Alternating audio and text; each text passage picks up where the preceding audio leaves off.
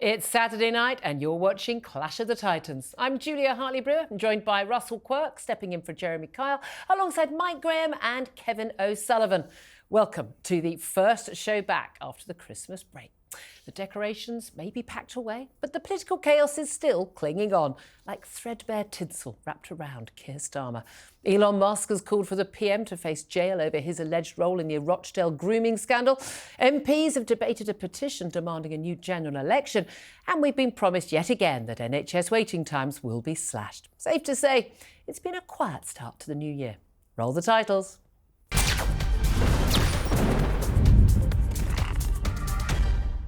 Right, well, let's get started. Kevin, I think you're going to lead us off, but I think main topic this week undoubtedly has been the grooming scandal. Indeed, and Keir Starmer's role in it. Why are Labour today, we're filming this in the middle of the week, Labour have, of course, ganged up to reject the notion of another full inquiry into the grooming scandal. In fact, it would be the first, because back in 2014, the J report was not an inquiry into the grooming gang scandal. It was an inquiry into child sexual abuse. In a 468-page report, it mentioned Rotherham once. In Rotherham alone, there were 1,400 victims of grooming gangs. That's one city. So this is a major scandal. Now, throughout this is why Labour are so reticent about this. It is mathematics, political mathematics. Such an inquiry would alienate the Muslim community. They're going to need... Yeah, why should it, though? That's a very good question. I mean, it doesn't alienate... I'm a white atheist. It doesn't alienate me if you prosecute white atheist paedophiles. When Justin Welby stepped down because of the sex abuse scandal, I didn't go, that's a terrible slur on the Church of England and I can't possibly bring myself to support it. But in effect, you're right. It's a good question. Why would it... It wouldn't necessarily alienate most Muslims. But what do we mean when we talk about the Muslim community? It's the noisy ones. It's the extremists. And they make such a noise and they carry the Muslim vote with them. And that's what Labour are worried about. They're going to need the Muslim votes in the next elections. They don't want to offend them. And the other aspect of this is the Home Office Minister, Jess Phillips, in her constituency, she loses the Muslim vote, she loses her constituency, she loses the next election. So there's maths at play. She nearly lost it already. There's maths at play here. Political, cynical mathematics. Worse than that, though, what are Labour doing? In my view, they are covering up for the Director of Public Prosecutions at the time from 2008 and 2013. What was his name again? Remind me. Two-tier, it was then. Free gear. Never here. Heath, someone? He was quite Stalin. right. He was quite rightly what he should still be. He was Mr. Keir Starmer then. Anyway, the point is, Starmer, delusional in his defence of himself, said, I was the man, as I was leaving in 2013, I green-lighted the possibility of prosecutions for these grooming gang members. So, the J report in 2014 revealed that this had been going on for at least 16 years. Now, Starmer can't say, well, I didn't find out until 2013, because in 2011, the Times did a bloody great expose. He did nothing. Throughout his tenure, not a single grooming gang he gets credit for getting something done, but he didn't for many years, and that was the big issue. He did nothing. He only did it because it was brought to public prominence. He was Director of Public Prosecutions from 2008. But wait a second. Why didn't he do anything? Years. Why didn't he do anything in 2011 then, when the Times revealed it? And the other thing I think to add is that there may well be implication in terms of other politicians at a local level, because of course most of these areas were Labour controlled. So whether it be council officers, whether it be council leaders or councillors, some of them, no doubt, will be culpable. Maybe not just in the cover-up, but maybe in terms of the. But that was the insidious nature, wasn't it, of the way that these gangs operated? Because many of them had relatives that were in the council, or had relatives that were leading the council. They were covered by people who were politically powerful in the local area, and so they then put pressure on the police, who then didn't do anything. So there was a whole absolute corrupt and that's where the idea of like, oh, well, is Jess Phillips the Home Office Minister? Sorry, she's Minister for Jess Phillips mostly, but she's also Minister for Safeguarding. But Jess Phillips... She's a great woman. She's a great woman. But she basically wrote, to on council, well, no, you don't need to have a national inquiry, you need something local. And I know there have been inquiries in some of the local areas, and they have managed to expose things. But largely, I'm not sure that a local inquiry works when you're talking about something that's happening on a grand scale. No. 50 50 plus towns. Of course. It doesn't have any teeth. It wasn't something that happened. Oh, it happened then. It's like something that happened in a care home,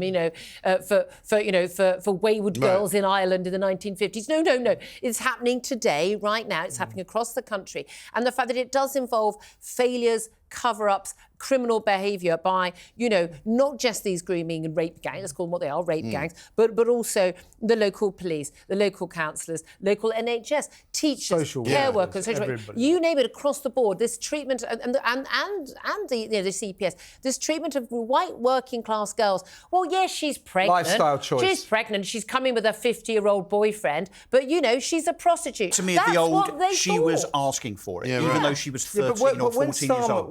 When Starmer accuses basically the entire nation of being far right because we feel there should be an inquiry. By the way, I can see the argument against an inquiry.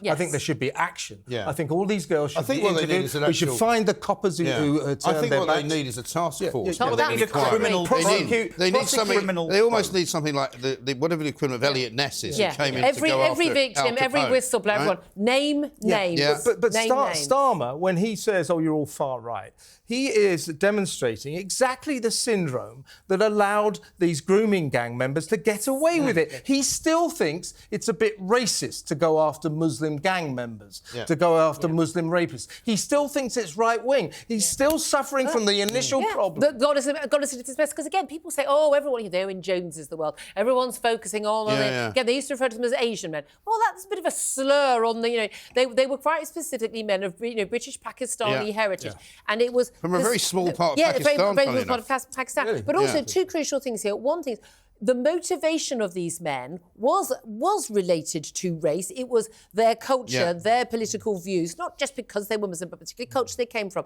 which is, as Robert Jenrick said, I'm going to talk more about that later, this medieval backward culture, attitudes towards women, and particularly white non-Muslim girls. But also, the reason why they weren't prosecuted when other people would have been is because of their race and their religion. And that was made clear. It's formally. a double factor. That was made clear. But we have the criminality, then we have the cover-up. But the fact now that Starmer is doing what he's doing in terms of saying, let's just kick this into the long grass, what we now have is another element, which is the continuing enabling of exactly that criminality that will carry on and is carrying on. All this week, and we've all been doing these stories on all the shows, we've been told that it's still going on. Yes. And the idea that Starmer doesn't even want to think about he's an enabler. Doesn't want to actually admit that, and doesn't think that makes a relevant inquiry even more relevant. I have a friend who's a detective in the north of England, and her job is to work with the girls who are being groomed, who are absolutely convinced that their 28-year-old boyfriend, abuser, is her boyfriend, even when he shares her around all his mates, and is plied with drink and drugs, and just trying to get information from them. And I mean, this is how these are very clever. The men, the way they operate, and so they have to get information. And you're literally saying, do you remember the license plate of the car? Can you take some photos next time? What house were you raped in on Saturday night? They literally are trying to get this information so that they can bring charges. But it's astonishing that somehow they can't bring charges. I mean, it's soul destroying, for a female detective as well, to have to go through this, in the hope they can put enough evidence together to be credible in 10 years' time when this girl says, "Oh, it turns out, I was a victim of rape. I wasn't, a girlfriend." But so many of them have been but they will threatened bring as well. charges. They've been threatened. People have been murdered. Come along, we're going to rape your little sister. Well, what would you do? Right. We need to go after the coppers, the social workers, the local authorities, all the people who turned their backs and facilitated this gang rape, this systematic gang rape of thousands and thousands of innocent girls, many of them underage. It's the most disgusting. But what message does Keir Starmer's statement this week regarding you being far right if you want an inquiry? What message does that send to the gangs? But to get back to the original point, Labour are rejecting any action at all, to be honest with you, not just an inquiry. They don't really want to do anything because A, the mathematics would be bad for their political ambitions, and B, worse still, it would be very embarrassing for the Director of Public Prosecutions at the time, Keir Starmer. It's a disgrace. I want to talk also about the aspect of what the Shadow Justice Secretary, Robert Jenrick, had to say, which I just touched on. When he gave an interview and was asked, "Do you stand stunned by these remarks you made about importing alien cultures. And he said, mass migration of millions of people, many from alien countries. And he said some, use the word some, not all. It's not, again, you're allowed to have conversations where you don't say that everybody's a criminal. Where he's talked about people with backward, frankly, he said, medieval attitudes towards women and girls being imported to our country. And we have had this problem. Anyone speaking up about this, and I've been talking about this issue since, 2000 or before, is saying, you're called far right, you're called a bigot, called a xenophobe, Islamophobe. You just throw the words around, racist, whatever. Those words now have no meaning because they're thrown around at everybody. But the crucial thing is, it's so obvious that people, why would someone who's coming from, Kashmir, where people marry their cousins routinely, where girls are basically in forced marriage, where women have very few rights, why on earth do you think that those men would arrive in this country and go, oh, well, absolutely, these women are equal with me, and if they are kind of not paradigm shift and are not fully covered up, of course that doesn't mean they're prostitutes and sluts and easy meat. I better go out to why Wetherspoons did anyone and find think myself that a people white would bride, change? But we've been told, oh no, multiculturalism, it's a good thing. Diversity is our strength. Even the King was saying this, on Christmas Day. Well, no, I'm sorry. I'm not a multiculturalist. I'm with Kemi Badenoch on this one. Western liberal democracy is our values are the superior culture. And if you don't like our culture, don't live here. Right, let me ask you. And why on earth would you think that they would want to come here if for no other reason than to be able to practice exactly what they would do back home, only they do it here because they can get away with even more? And some would argue that they're here to change our culture. Let's cut to the chase. Is it medieval to believe that women should cover their faces when they go out? Yes. I say it is. So what Jenrick is talking about is Muslims, isn't it? It's Muslims. That's what he's talking about. It's not just people from Muslim backgrounds. There's other cultures as well where there is... it's mainly Muslims. The main issue we've had in this country let's not be like politicians. Yes. Let's call it what it is. We're talking about Muslims. Should we let these people in who believe that women should cover their faces? But there'll be millions of Muslims. You've got to bearing in mind, by the way, that most Muslims in the world do not cover their faces. Right. Most Muslim countries don't require women to cover their faces. Yeah, my daughter was here. A key part of my daughter was here, lives in Dubai, right? She said, I've never seen so many women with their faces covered in the city. It's worse here. In London. She said, they don't do it. They don't do it in Dubai. It's a political ideology, and that's the Islamism. And that's the thing that we have allowed, we've allowed, hate preachers, we've allowed extremists to take over an awful lot of the thought on this. And again, shout Islamophobia at anyone who disagrees with because people have been too scared. Because people have been too scared to criticise it. Stop being far right, Mike. He's trying to talk. Ken's point, telling it how it is without sugarcoating it. Are there any other religions where, at its extremities, the Hindu religion, for instance, or the Sikh religion, or the Catholic religion, where women get stoned to death because they're suspected of adultery? Can't think of one. No, where they get prosecuted if they get raped, or if they're because that's unfaithful to their where they're not allowed to drive. This is a sort of or if you leave the religion, the punishment is death. Yeah. I mean, I think actually, in fairness, there are some parts of India where that does happen, and they're not Muslim parts of India; they're Hindu parts of India. So there are. But it's back. That's where Robert Jenrick hit it. It's backward medieval cultures. Yes. Where I'm sorry, they're not 20. They don't have 21st century Western values. Our politicians are now apologising for when they're here. Right, but that's again part of the problem that we've had with this multicultural,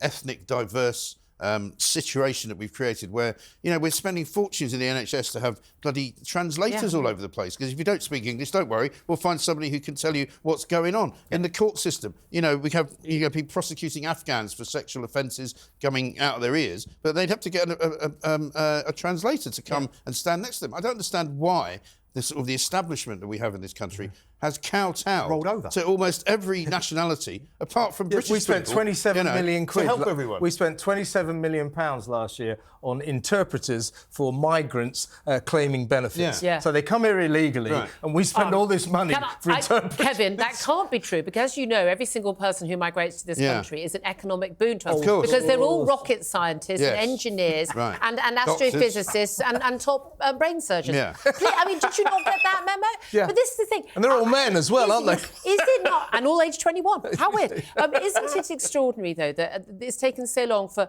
the mainstream media, for front-bench politicians of mainstream parties to say this, and yet already, the knives are out again. We're all far right now, sort of thing. And people are making statements. I often wonder with a lot of these woke, lefty politicians and media commentators, have they never travelled abroad? I don't Because think I'm so. a woman, I've travelled abroad a lot when I was a single woman. You absolutely sodding well know the culture of a country when you're a woman travelling alone. Yeah. I've been in Egypt on holiday where I used to, when I used to go scuba diving there, when I was alone, I bought a ring to look like a wedding ring because I had to barricade my door. If I so much as smiled at a waiter, because, that's what you do when someone's serving you in a restaurant before you go, I would have to barricade my door because apparently that meant I was available. Now, I'm sorry and it wasn't an isolated... Well, so it didn't. Are you talking about another country or are you talking about London? well, exactly. But this is that's again what people say. Women say that now. Walking around in Alex London. Alex Phillips is castigated for what she said. They've all said that they feel intimidated walking through the streets of London. Being on a tube, being on a bus, they're intimidated by the culture now that dictates that they are effectively seen by some as second-class citizens. But also the leering, the pestering and things like that. And this is getting worse. Right, and isn't it unusual, or not perhaps that surprising, that the left, who are always championing women's rights everywhere you can go, until it becomes a problem for them because they have to be critical of somebody until it becomes a matter of race. Who's a Muslim. Race trumps everything. So race trumps everything. So it's okay if you're a Muslim, you can abuse as many women as you like. This is the hierarchy of vulnerability. And when it comes to trans women, according to the left, real women can go to hell. Yeah, exactly right. So it's almost like a league table. Trans women at the top, then race. But the left have been so silent about this whole grooming gangs thing. Even now, it's not just coming from Keir Starmer, it's coming from what Sadiq Khan said about it. He says anything at all. People have also said to me, but also it's a bit weird. Sadiq. I don't call him that. Sorry, I'm not calling him that. I'm going back to but when even our national broadcaster hang on, pay good money for. How is it that there are no grooming scandals in London? Even though in every other part of Britain there appear to have been loads of grooming scandals. I do wonder whether we're just not being told about that. Of course. Well, presumably people are just too busy stabbing each other in London. Maybe yes, they don't have time to and robbing people's phones. Yeah, but Julia, the air is so clean now. Isn't that what? Thank you, Mayor. I feel we're digressing. And the fireworks are lovely. I feel we're digressing. Anyway, we're going to take a quick break right now. Coming up next on Clash of the Titans, Sir Keir's NHS reforms and the Musk-Farage bromance hits the buffers. Stay tuned.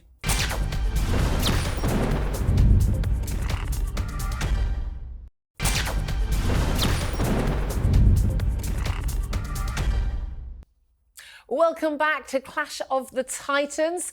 Russell, you've got the next topic. I have, and I'm delighted to announce to everybody that the NHS and all the problems and the woes of the NHS are solved. Oh, great. Hey!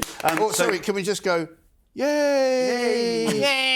So like Sir Keir Starmer What I really mean by that is that Wes Streeting, 6 months into the job, has made a load of announcements which actually the left have taken as successes and achievements, but of course are just headlines. But actually at the kind of the front of that in terms of solving the problems, particularly of NHS waiting lists, is an app.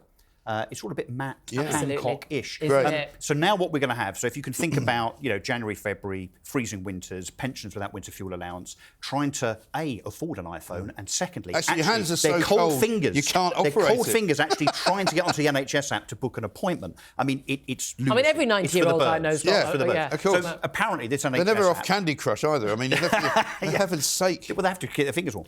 The NHS app is going to solve problems on the basis that, A, there are 1 million appointments that are unnecessary. So, I mean, that's more, I would say, and I would suggest. That's those follow-up ones where, how was your operation? Are you feeling all right yet? Well, I mean, that is a waste of time. That's more just an organisational efficiency problem. You don't need an app or money to solve that problem. In fact, there's a million extra appointments. Stop making the appointments. So the app is going to get through that. But also what it's going to do very interestingly, and I'm surprised the left haven't kicked off about this, the app is going to allow you choice, much more choice of appointments and facilities. Well, he's basically trying to privatise the NHS, including private elements. But that's always been the case. Well, I agree with it. I think it's fantastic. If you can afford to go on the app, why are the left not having a go at him? So the left should be having a go. NHS? They should be having a go. Yeah. So there's that. Not to mention, of course, the £20 billion that was announced in the budget that is obviously going to go into the NHS. Although I would argue that if it's a question of the app and a question of organisational changes whereby he's somehow going to get these 18-month waiting lists down to 18 weeks, it's got nothing to do with money. No. Quite why it needs 20 billion quid, I don't know. What absolutely amazes me is this idea that a 21st century, first world country, the powerhouses in the world, economically, military and everything, we think that getting our weight down to 18 weeks, which is 4 months after you see your GP and says, you might have cancer, we'll get you an appointment with a consultant. Wow. Waiting 4 months. And we think that will be something to be an achievement. That tells you how low we have sunk and how low our standards are. That's not going to be happening for 5 years. Yeah. It's going to take 5 years. And not not for every patient. And not for every patient. And also the great news on the week that they were telling us all about how great the NHS is going to be, people are waiting 50 hours currently in the A&E when they go in with pretty bad flu symptoms and they need to see or any symptoms so that's at all. more than 2 days, updating an app. And what they say is, well, the thing is, it's very difficult to avoid these waiting times because at the end of the day, we always get overwhelmed at winter time. And I spoke to this doctor today. Exactly. Why? Sorry, it's not a surprise. But if you... how do you know January's going to happen? Yeah. No, how do you know it's going to get cold, Russell? And if it was any other business, if you had trains that were packed to the gunnels every single day, I mean, maybe the trains are a bad example, but surely they just put more trains Well, here's the thing. on. You know how get more doctors. You know how you suddenly get a really nurses. lovely Saturday out of the blue, and you're like, "Well, I did not expect it to be this nice. I thought it was going to be raining." Yeah. And you think, "I'll pop to the supermarket, see if I've got anything I can turn into like some for barbecue." Yeah. And your local Sainsbury's or your Tesco, Waitrose, wherever you shop, they are full of amazing barbecue food, and they've done. You think, "Wow, this is amazing." Could we not get someone who's run Tesco's procurement and supply to actually run the NHS, who can actually foresee but things? Updating the app is not predict? going to stop the problem of dozens and dozens of ambulances being outside A&E, is it? It's not a money issue. It's an organisation Everyone needs issue. to stop getting sick. But also the app is no doubt going to cost billions and billions of pounds. They'll probably rip it up and throw it away in 12 months' time because of the technology. Wes Streeting is just the latest health secretary who comes in with full of ideas, bon mot strategies. words. I'm going to do this. I'm going to sort this. He will not. Of course he won't. He's already proving he's just faffing around the edges. Well, they kicked it into the long grass. But the social care's gone 3 But years, everyone isn't has agreed for 20 years you cannot sort out the NHS unless you sort out social care because you've got people, particularly elderly people, who are coming into hospitals who shouldn't need to be there because if they had proper care at home, which is much cheaper than being in hospital, and you can't get them back home again because they're sitting there 15% of beds at all times being occupied by this awful phrase. But don't you think there's also... but there's things. If you don't sort out social care, you can't do it. So what do? They announce a review into social care. Another one. We don't need another one. But what happens when you create a piece of technology that makes things easier, like this fabled app? What happens is people use it more, potentially, and book more appointments. So rather than cutting down appointments, what we're going to end up with is loads more wasted appointments. However, Wes Streeting has an answer to that. Right, AI. AI apparently is going to be employed so that if you're a habitual no-turner-upper at your GP service, Why is he not? AI is going to prompt you in advance because it knows that you're bad at appointment. But everyone why is Wes Streeting not? Every time you say this to people involved in the NHS and politicians, says, "Why, if you're so cash-strapped, why don't you do something about the 3,500 middle managers who are not medically qualified, who earn more than £100,000 a year? Why don't you do something about the £40 million you spend on 800 diversity officers?" They always go, "Oh, that's not important." The net zero officers. It's ridiculous. Or procurement, or not buying fax Why machines. why the isn't only people in the world Or not paying double for rubber gloves. Never mind this But I stupid say, app. again- Why is he not addressing these But also, problems? I use private healthcare now. I just don't bother with the NHS because it's a waste of time. Me too. And if you want to get something done, you can literally walk into a clinic 5 minutes away from here. You can make an appointment to see a doctor 20 minutes before you see them. You see the doctor. You can get referred to get some tests done somewhere the next day. You can get the test results the day after. Why can they not And by do the that? way, that doctor actually works in the NHS. Probably. As a GP or as a consultant, they also work in the NHS. Probably. And they're available. But again, maybe if we didn't pay them... I mean, I'm all in the same. If we need more GPs, we need more consultants, we need more of these people. We need to pay them more. I've got no issue with that. I don't understand why we need to pay train drivers more. There isn't a shortage of train drivers. Right. There is a shortage of nurses and doctors. If we need to pay them more, then so be it.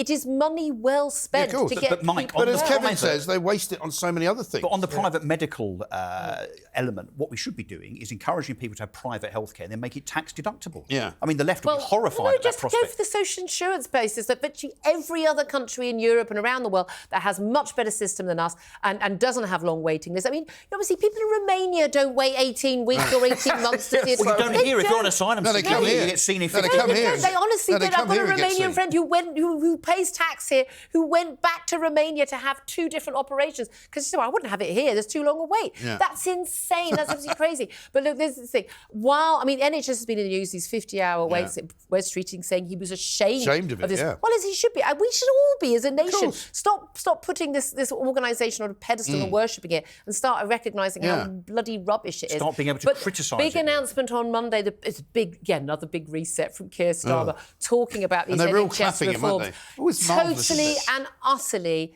absolutely so taken gone. off the news agenda by, of course, certain Mr. Elon Musk. Indeed. And I know, Mike, you want to talk about him. Yeah, well, Elon Musk, I mean, he could probably run the NHS probably an awful lot better than almost anybody who's currently running it. But yeah, Elon Musk suddenly woke up. I can't remember exactly what day it was, and decided to start attacking Keir Starmer, which gave us all a hell of a good laugh for a start, apart from anything else. And he started calling him, this kind of, paedophile enabler. It all started to get ratcheted out of control pretty fast, pretty damn quick. So by the weekend, he was calling for Keir Starmer to be jailed. He was calling for Jess Phillips, rape genocide witch apologist, for her to be put in prison, for Tommy Robinson to be released from prison.